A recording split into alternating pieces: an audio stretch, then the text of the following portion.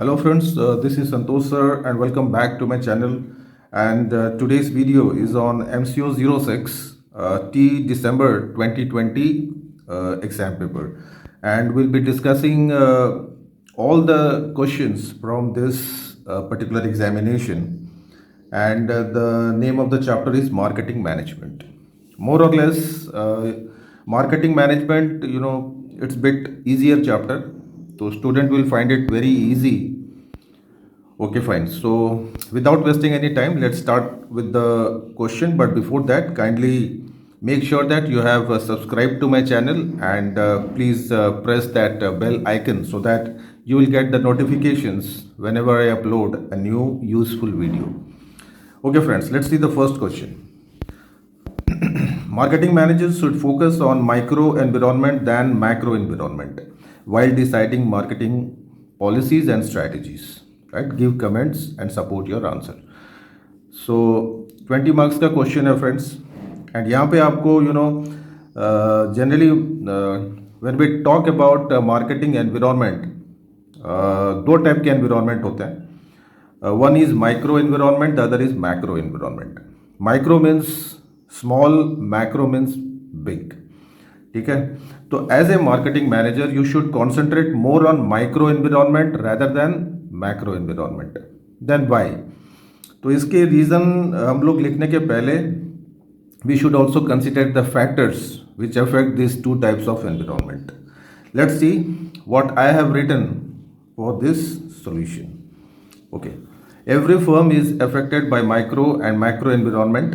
An organization cannot exist without these factors. Micro environment is the type of environment which directly affects the business organization. ये important point है. Now this sentence defines the micro environment. And इसके main factors क्या हैं?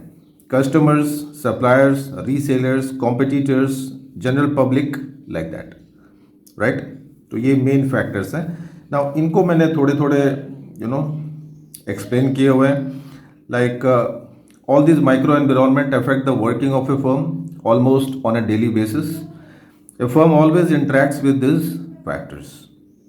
So it is very important for a marketing manager to focus on these factors while framing marketing policies. He needs to understand the type of customers, their class, their taste, their incomes, their consumption patterns, etc. And he should know the available suppliers from where the firm can proceed your goods. ये supplier के case में है. And their credit policies, marketing strategies, etc. like that. And let's talk about resellers. Resellers refers to wholesalers, retailers, dealers, agents, like that. And he should know the channel of distribution prevailing in the market, right? And as a marketing manager, you should know, you should have a complete analysis of your competitors, their products, their policies, their strategies. ठीक है, तो ये हो गया micro environment पे जो business के operations को डायरेक्टली अफेक्ट करता है. Okay, let's move on to macro. Now this environment relates to the whole of the economy. It includes all those factors which are external to a firm and a firm has no control on these factors. ये important point है. And these factors may be economic factors, demographic factors, technological factors, political factors, social and cultural factors and legal factors. तो ये सब के बारे में मैं previous videos में explain भी किया हूँ. So please watch those videos too. Okay, so let's move on to the next question. Okay, so the next question is differentiate between consumer market and organizational market, and discuss the distinctive characteristics of organizational market. 20 marks का question है, दो part है इस question में. सबसे पहले तो आपको डिफरेंस लिखना है ऑर्गेनाइजेशनल मार्केट और कंज्यूमर मार्केट. नाउ समझते हैं ये दोनों. कंज्यूमर मार्केट तो हम लोग जानते हैं मोर और लेस. ऑर्गेनाइजेशनल मार्केट क्या होता है? Now here purchases are done for business purpose. अब समझ में आ गई होगी बात, बहुत इजी है. And here purchases are done for personal consumption. जो हम लोग अपने घर के लिए परचेज करते हैं that is from consumer market. लेकिन जो फर्म परचेज करती है अपने इंडस्ट्रीज के लिए, अपनी ऑफिस के लिए, अपने वेयर हाउस के लिए, तो that is from organizational market. And again the value of purchase is quite large here, मतलब ज़्यादा क्वांटिटी में परचेज होता है. And here the value is less. The purchase decisions are generally made by a group of persons, and here by a single or two or three persons. Then here bulk purchase is made, and here small amount of purchase is made. Purchases are made directly from suppliers, and here from the middlemen like wholesalers, retailers, dealers, like that. Now let's move on to the characteristics. Characteristics of organizational market. Right? Now here first, there are very few buyers, mostly the firms and business houses. Second characteristic, bulk purchases. That means quantity में purchase करते हैं, बहुत सारी quantity एक साथ में purchase की जाती है organizational market में. And relationship with suppliers. That means the company, the organization has good relation with the suppliers. And generally ये जो relation है ये सालों साल चलता है. Okay. Then professional buying. Generally these purchases are made by the purchase manager, and who is a very qualified and expert in purchasing. Okay. The fifth one is geographic concentration. That means most of the purchases are made from a particular area, right? And derived demand. ये बहुत important है. Like derived demand क्या होता है? Generally the demand is derived from the consumer's demand. Whatever the consumer demands, accordingly they make purchases. Okay, fine. So let's move on to question number 3, part A. Discuss the different methods used in positioning the product. Give examples. Okay, 10 marks का question है. सबसे पहले समझते हैं what is product positioning. ये भी marketing management में बहुत important concept है. And it means relating a product to the market. Now in simple words, it is a process of creating a clear image in the minds of consumers about a product. ठीक है, एक image बनानी है consumers के mind में. जैसे हम लोग की इमेज बनी हुई है से सपोज आईफोन की या फिर सैमसंग फोन्स की, right, like that. Now a product और service may be positioned on the basis of an attitude or benefit or use or application or user or class, price और quality. तो ये सारी चीज़ों पे कंपनी अपनी अपनी पोजीशन बना सकती है कि मेरी क्वालिटी अच्छी है, मेरे प्राइस कम है, मेरे एप्लीकेशंस ऐसे हैं, मेरे बेनिफिट्स ऐसी है, तो लाइक दैट. तो this is product positioning. Okay, right. Let's move on to the next question. Same question है, मेथड्स ऑफ प्रोडक्ट पोजीशनिंग. ये प्रोडक्ट पोजीशनिंग क्या स्टेप्स है? What are the methods, what are the techniques? 3 techniques are there: comparative strategy, differentiation strategy and segmentation strategy. ये flow chart आपको भी बनाना है, important one. Now comparative strategy में क्या होता है friends? According to comparative strategy the product is placed right next to the other brands to highlight their competitive advantage. Competitors के ब्रांड्स के साथ में कंपनी अपने प्रोडक्ट को डिस्प्ले करती है एंड वहाँ पे अपने कंपैरेटिव एडवांटेज को प्रूव करती है. देन डिफरेंशिएशन में a unique quality of a product is shown. That for example यहाँ पे जैसे Dettol soap is effective for corona virus. तो इस तरीके का मतलब डिफरेंशिएशन कर सकती है from other soaps. And in segmentation the same product is segmented or divided into different types for different consumers. ठीक है, जैसे for example Fair and Lovely एक ब्रांड है एंड इसको सेगमेंट किया गया है, इसको डिवाइड किया गया है, Fair and Lovely for men, Fair and Lovely for women. ठीक है, तो that is segmentation. Okay, next move on to the next question and this is the question. Discuss the various factors to be kept in mind while developing an effective marketing information system. MIS, popularly known as MIS system. So what are those factors which we should keep it in mind when we develop MIS? Now MIS may be defined as a process in which data from the market environment is collected, analyzed, evaluated and transformed to make it useful for the management of a company. MIS consists of people, equipment and procedures to gather information and supply it to the decision makers. बहुत simple है, बहुत ही simple और easy language में लिखा हुआ है. शायद एक बार आप पढ़ लोगे तो लर्न हो जाएगा और समझ में भी आ जाएगा. ओके, कॉन्सेप्ट को समझना इंपॉर्टेंट है. Then factors for developing MIS. First, identifying the type of information needed. ठीक है, कौन सी टाइप की इंफॉर्मेशन चाहिए, सबसे पहले उसको खोजना है. Determine the available sources from where the information can be gathered. ठीक है, उसके बाद में इंफॉर्मेशन का इवेल्युएशन होता है. Like evaluate each source if it meets the organisational needs in terms of accuracy, time and cost. वो सोर्स के बारे में आपको इवेल्युएशन करना है, कितना एक्यूरेट है, कितना टाइम लेगा और उसका how much like cost will be incurred. Then select the best source and lastly supplying information to the management. So like that. Okay, so let's move on to the next question, number 4. Differentiate between product and service. Discuss the various challenges in marketing of services. Again 20 marks का question है. ये difference के लिए आपको 5 marks and marketing of services के बारे में 15 marks. ये मैंने प्रीवियस वीडियो में भी एक्सप्लेन किया हुआ इन दोनों का डिफरेंस. एक बार वापस देख लेते हैं. Products are manufactured, stored and transported, but services can not be manufactured और स्टोर्ड और can be transported. Products are tangible, that means they can be seen, touched and felt, and services are intangible. ठीक है, ये word याद रखने हैं, tangible, intangible. Okay, third difference, product and the company are separable. ठीक है, लेकिन services can not be separated from its providers. जो सर्विस देता है, सपोज फॉर एग्जांपल डॉक्टर, तो डॉक्टर की सर्विस डॉक्टर से सेपरेट नहीं हो सकती. Okay, quality of a product is measurable, कि अच्छी है, खराब है, कैसी है.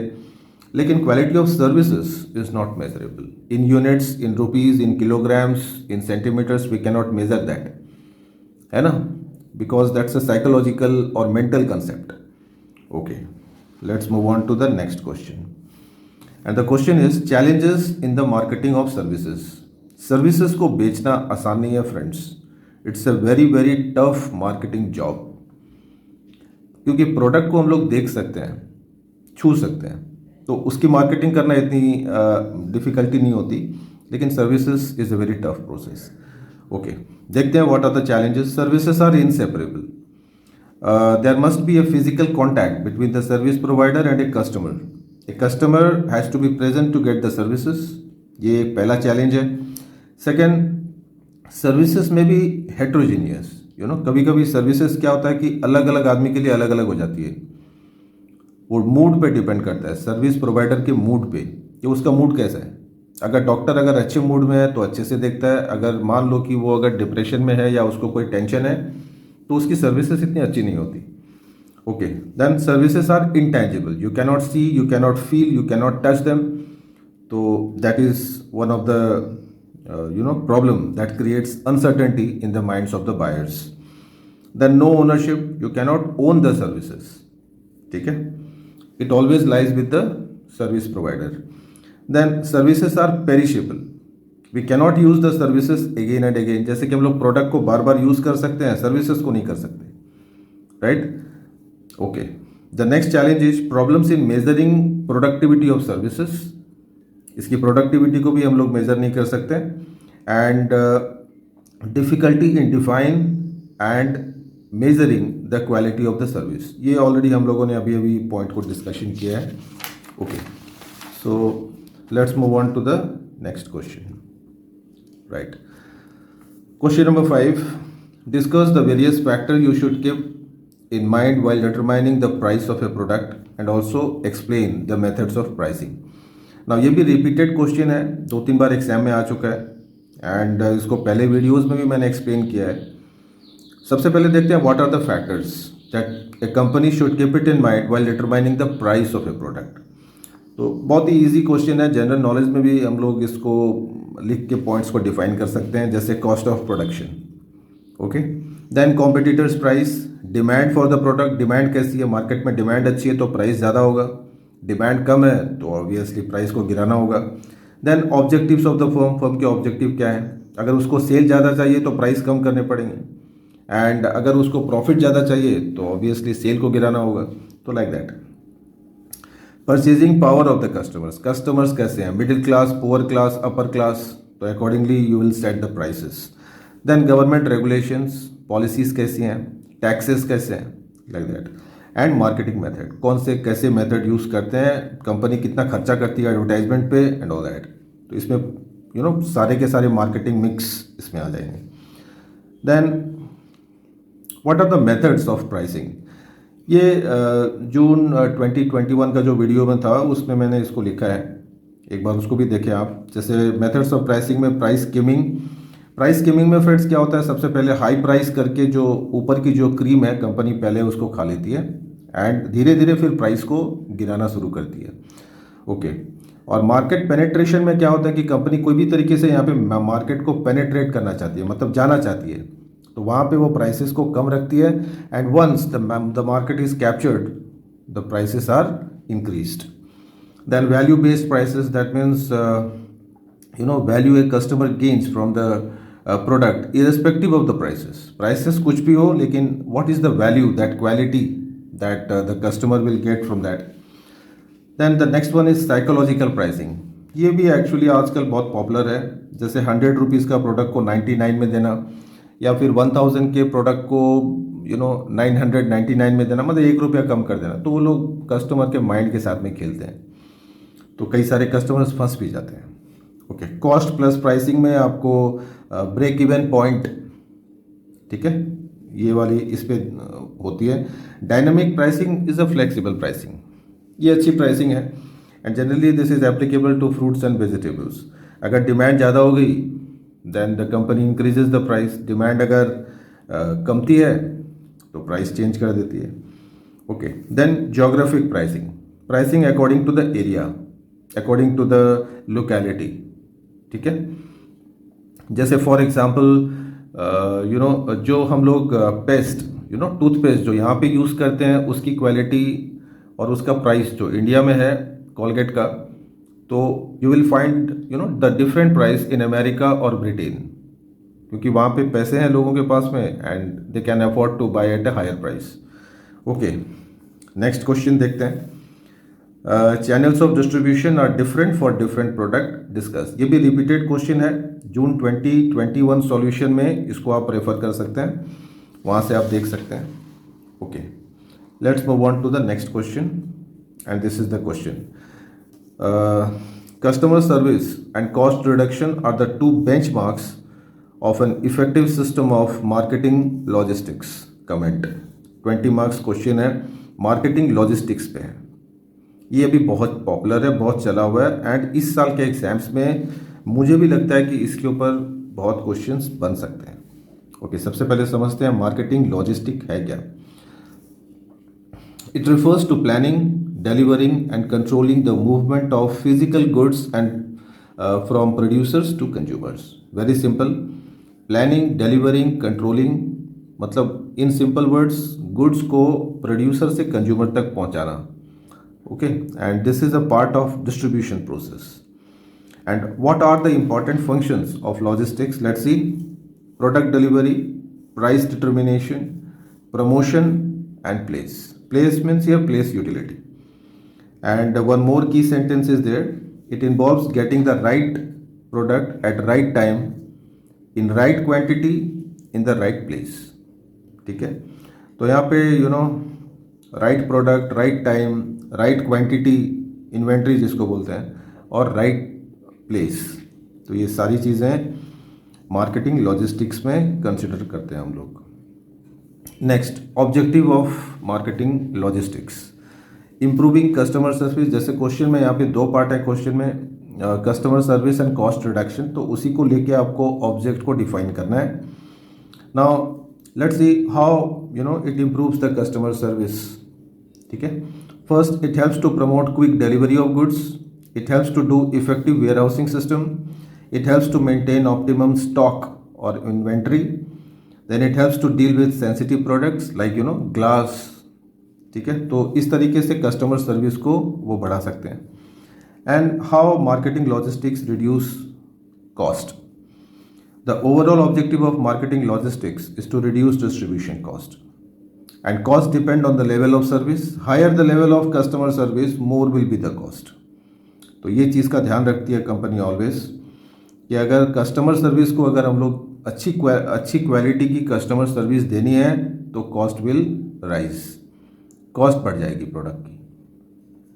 सो accordingly a marketing manager takes decisions. Okay, cost can be managed in transportation, warehousing and inventory maintenance. So that is also understood. Okay, let's move on to the next question. Discuss the various steps involved in personal selling process. इसके बारे में भी पहले मैं already video upload कर चुका हूँ, एक बार वापस रिकैप्चुलेट कर लेते हैं. इसमें मैंने यहाँ पे I have written 8 steps. First, preparation में आपको प्रिपेयर करने हैं खुद को. Know your product, know the customer, know the company, like that. Then prospecting, separate the prospect from suspect from the prospect. जो एज ए सेल्समैन जो उसको लगता है कि ये बंदा खरीदने वाला है तो वो हो गया प्रोस्पेक्ट, और उसे लगता है कि ये नहीं खरीदने वाला, टाइम पास करने वाला है, तो दैट इज सस्पेक्ट. तो इस तरीके से सेपरेट करना है. उसके बाद में उसको प्री अप्रोच तैयार करना है कि कैसे वो डील करेगा. Then approach, contact the prospect.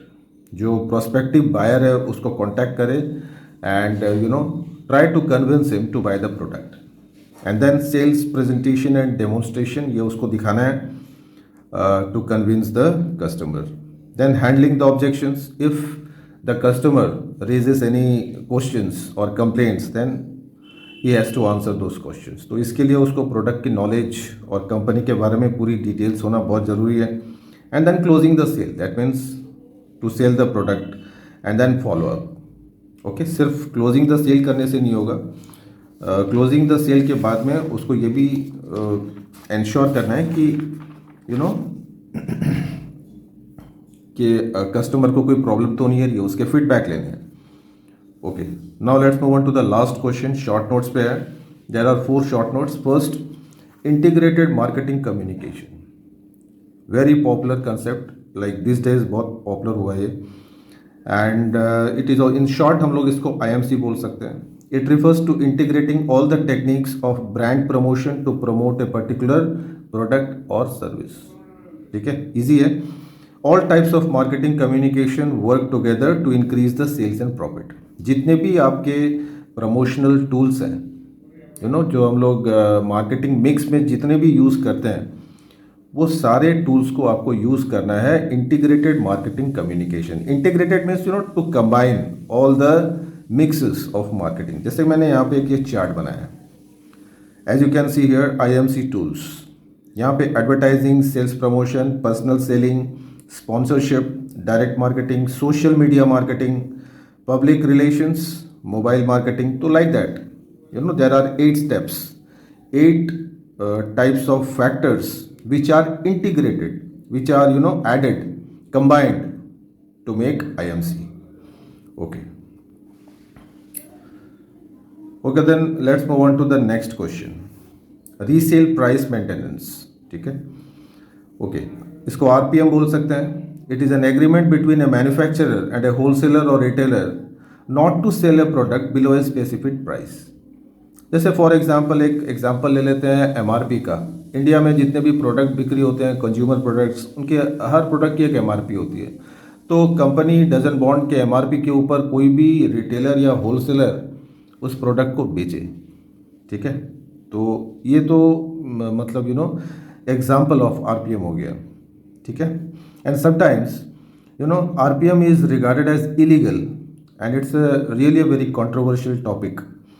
And it prevents the resellers from competing too fiercely. अगर कंपनी सेट नहीं करेगी एक मिनिमम एक थ्रेशोल्ड प्राइस अगर सेट नहीं करेगी, तो क्या होगा कि all the retailers will compete with each other. वो अपनी सेल को इंक्रीज करने के लिए प्राइस को कोई कम कर देगा, कोई ज़्यादा कर देगा तो इसके लिए RPM ज़्यादा पॉपुलर है. ठीक है, and a manufacturer does this to keep all the retailers at a reasonable profit. And RPM may be of 2 types. One is collective RPM, जहाँ पे where all similar companies agree to sell at a fix price, right. And individual RPM में where a single company fixes its own RPM. ठीक है, तो ऐसे दो type की है, तो इसको और आप डिफाइन कर सकते हैं. Okay, let's move on to the next question. Next short note is reasons for failure of a new product. इसके बारे में मैं पहले वीडियोस में एक्सप्लेन कर चुका हूँ. एंड देखते हैं कि कोई भी नया प्रोडक्ट मार्केट में फेल कैसे हो जाता है. Why new products fail in the market. First, insufficient market analysis. अगर कंपनी मार्केट एनालिसिस अगर अच्छे से नहीं करती है तो there is every chance of getting failed. Then quality problems, poor marketing, pricing problems, poor product designing. अगर product अगर अट्रैक्टिव नहीं है then also it may fail. Then bad timings, अगर गलत टाइम पे अगर उसको लॉन्च किया गया है then that's a problem. Poor after sale service, product incorrectly positioned, priced and advertised, ये भी एक प्रॉब्लम है. And problems in distribution. तो ये भी बहुत कॉमन टॉपिक है, मोर और लेस इसके बारे में जनरल नॉलेज से भी हम लोग लिख सकते हैं, डिफिकल्ट नहीं है. Okay, the last one, mass customisation. Now ये चीज़ क्या होती है? It is a process of marketing in which a firm produces a good और service according to the requirements of a customer. अब समझ में आ गई होगी चीज़ आपको कि कंपनी कस्टमर के डिमांड के हिसाब से प्रोडक्ट या सर्विस तैयार करती है. जनरली ये चीज़ ज़्यादा पॉपुलर है सर्विस सेक्टर में. Okay, it gives customised products and service to meet the individual customers requirements, right. It is more popular in service sector like financial services, home construction, interior designings and all that, right. Next, the price here may be higher than usual क्योंकि यहाँ पे customization service मिलती है तो prices थोड़ी सी ज़्यादा होती है. Okay, a company delivers unique value to its consumers based on specific requirements. ये भी चीज़ समझ में आ गई, easy है. Now it is the use of flexible computer-aided manufacturing systems to produce custom output, right? ये sentence भी आप add कर लो. And the last one, it combines the low unit cost of mass production processes with flexibility of individual customization. So okay friends, तो ये थे जो 2020 दिसंबर में जो क्वेश्चंस आए थे. एंड MCO 06 पे मेरे 2 वीडियोज़ और हैं, अपलोडेड हैं, तो उसके लिंक मैं आपको शेयर कर दूंगा डिस्क्रिप्शन बॉक्स में. And please watch those videos so that आपका प्रिपरेशन अच्छा हो and you can score good marks in the examination. So that is what our purpose is. मैं चाहता हूँ कि मेरे वीडियोज़ जितने भी स्टूडेंट्स देख रहे हैं एग्ज़ाम में अच्छा परफॉर्म करें और अच्छा रिजल्ट हो. Okay friends, that's all in this video. Thank you for watching.